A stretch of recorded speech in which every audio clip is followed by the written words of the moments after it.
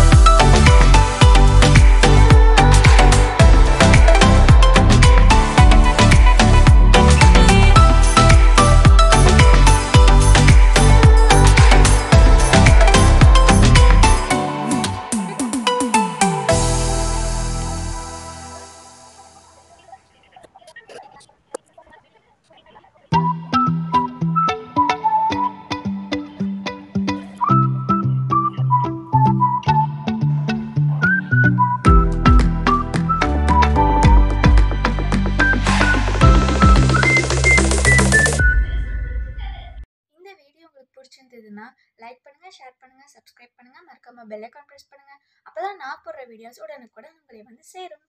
Until then, bye from Diana from KAD Creations. Bye.